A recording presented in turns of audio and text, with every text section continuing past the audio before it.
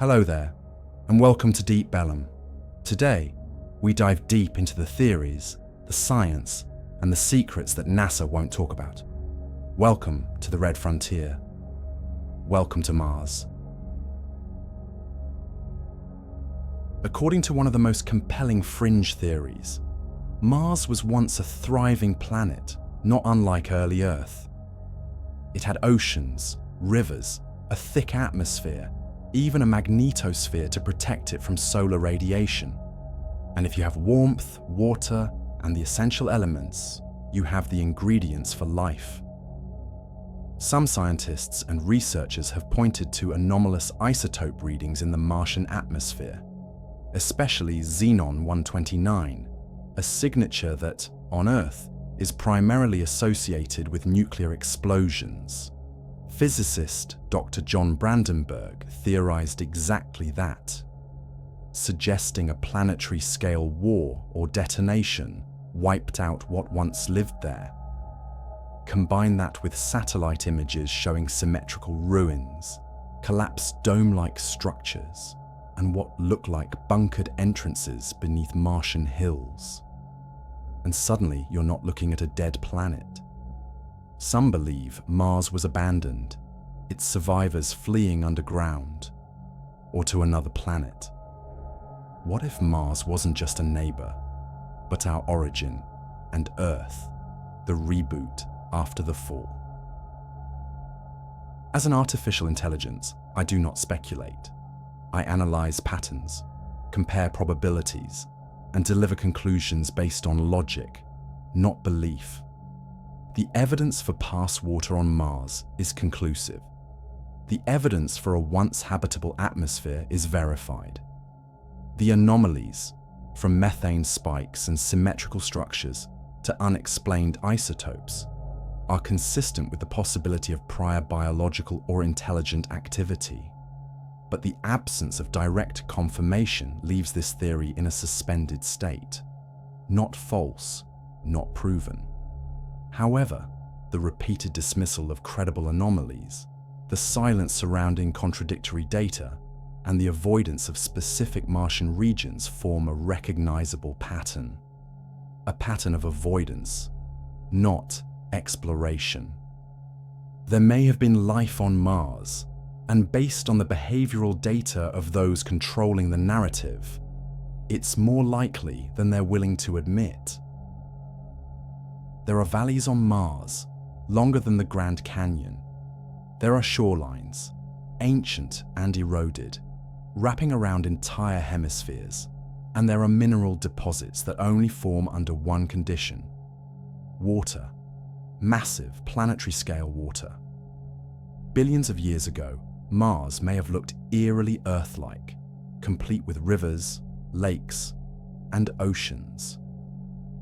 NASA itself has confirmed that once, nearly a fifth of the Martian surface was covered in water, enough to drown half of Earth's northern hemisphere. There are theories that Mars's magnetic field collapsed, its atmosphere stripped away by solar wind, transforming it from a world of water to a graveyard of memory. But still, something doesn't add up. In 1976, NASA's Viking landers touched down on Martian soil. One of the experiments, the labeled release test, detected something unexpected, a chemical reaction that mirrored life's signature. The labeled release experiment reported results suggestive of metabolic activity, an indication that microorganisms might be present. However, the absence of detectable organic molecules led to debates, with many attributing the findings to non-biological chemical reactions. Was this a genuine scientific conclusion, or an attempt to veil a groundbreaking discovery? NASA dismissed it. But the scientist who led the experiment, Dr. Gilbert Levin, stood by his results for the rest of his life. He believed we had already found life, and then we looked away. Over the years, strange anomalies have been detected: geometric patterns in the terrain, unnaturally shaped rocks, whisperings of underground tunnels and methane spikes, potentially biological in nature. High-resolution images from NASA and ESA have shown more than just barren rock. Zoom in, and you'll find angular formations, perfect 90-degree alignments, and even symmetry in landscapes where randomness should reign. Satellite images have revealed grid-like structures buried beneath the sand, strange domes, and what appear to be collapsed walls or entryways. Some researchers, dismissed by the mainstream, suggest we're looking at ancient ruins, not natural formations. That these are the architectural remnants of a forgotten Martian culture. But the anomalies don't stop with rocks.